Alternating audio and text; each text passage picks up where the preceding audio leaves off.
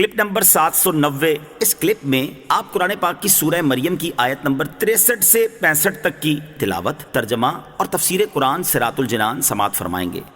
بسم اللہ الرحمن الرحیم۔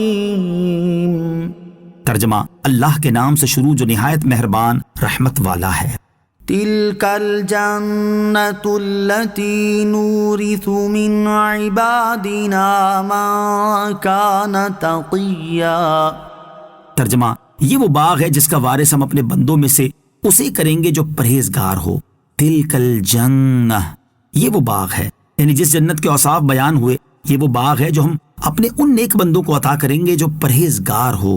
اس آیت کی تفسیر میں قول یہ بھی ہے کہ ہم نے جنت میں کفار کے ایمان لانے کی صورت میں ان کے لیے جو مکانات تیار کیے ہیں ان کا وارث ہم اپنے پرہیزگار بندوں کو کریں گے۔ یاد رہے کہ جنت متقی اور پرہیزگار مسلمان کو ملے گی، اور گناہگار مسلمانوں کو بھی جو جنت ملے گی وہ ان کے گناہوں کی معافی یا خاتمے کے بعد ہی ملے گی، یعنی جنت میں داخل ہوتے وقت وہ بھی گناہوں سے پاک ہو چکے ہوں گے۔ وما نتنزل الا بامر ربک لہ ما بین ایدینا وما خلفنا وما بین ذلک وما کان ربک نسیا۔ ترجمہ، اور ہم فرشتے صرف آپ کے رب کے حکم سے ہی اترتے ہیں، سب اسی کا ہے جو ہمارے آگے ہے اور جو کچھ ہمارے پیچھے اور جو اس کے درمیان ہے، اور آپ کا رب بھولنے والا نہیں ہے۔ وَمَا نَتَنَزَّلُ إِلَّا بِأَمْرِ رَبِّكَ، ہم فرشتے صرف آپ کے رب کے حکم سے ہی اترتے ہیں۔ اس آیت کے شان نزول کے بارے میں حضرت عبداللہ بن عباس رضی اللہ تعالیٰ عنہما سے روایت ہے کہ سرکار دو عالم صلی اللہ تعالیٰ علیہ وسلم نے حضرت جبرائیل علیہ السلام سے فرمایا، اے جبرائیل، تم جتنا ہمارے پاس آتے ہو اس سے زیادہ کیوں نہیں آتے؟ اس پر یہ آیت کریمہ نازل ہوئی، اور حضرت جبرائیل علیہ السلام نے اللہ تعالیٰ کے حبیب علیہ السلام کی بارگاہ میں عرض کی، یا رسول اللہ صلی اللہ تعالیٰ علیہ وسلم، ہم فرشتے صرف آپ کے رب کے حکم سے ہی اترتے ہیں، اور تمام جگہوں کا وہی مالک ہے۔ ہم ایک مکان سے دوسرے مکان کی طرف نقل و حرکت کرنے میں اس کے حکم و مشیت کے تابع ہیں۔ وہ ہر حرکت و سکون کا جاننے والا اور غفلت و نسیان سے پاک ہے، اس لیے وہ جب چاہے گا ہمیں آپ علیہ السلام کی خدمت میں بھیجے گا۔ اللہ تعالیٰ بھول سے پاک ہے۔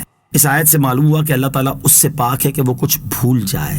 اس سے ان لوگوں کو اپنے طرز عمل پر غور کرنے کی سخت ضرورت ہے جو مذاق میں کسی بوڑھے کے بارے میں یا کسی چیز کے بارے میں کہہ دیتے ہیں کہ اللہ تعالیٰ تو اسے بھول ہی گیا ہے۔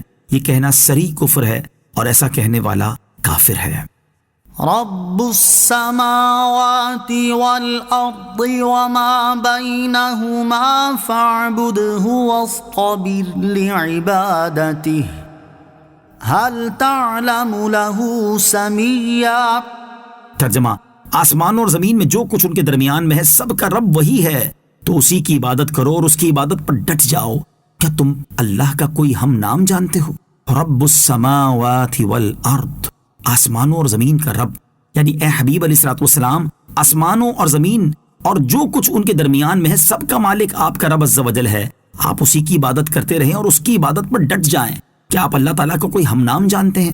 یعنی کسی کو اس کے ساتھ نام کی شرکت بھی نہیں، اور اس کی وحدانیت اتنی ظاہر ہے کہ مشرکین نے بھی اپنے کسی باطل معبود کا نام اللہ نہیں رکھا۔ اس آیت مبارکہ میں فرمایا گیا کہ اس کی عبادت پر ڈٹ جاؤ۔ اس سے معلوم ہوا کہ خوشی و غم ہر حال میں ہمیشہ عبادت کرنی چاہیے، یہی حکم ہے اور یہی بارگاہ خدا میں محبوب ہے۔ صرف خوشی یا صرف غم میں عبادت کرنا کمال نہیں۔ آیت میں اللہ تعالیٰ کی صفت ربوبیت بیان کر کے عبادت کا حکم دینے میں اس بات کی طرف بھی اشارہ ہے کہ اللہ تعالیٰ کا بندے کو پالنا، نعمتیں پہنچانا اور بتدریج مرتبہ کمال تک پہنچانا بھی اس بات کا تقاضا کرتا ہے کہ بندے احسان مندی کے طور پر اللہ تعالیٰ کی عبادت کریں۔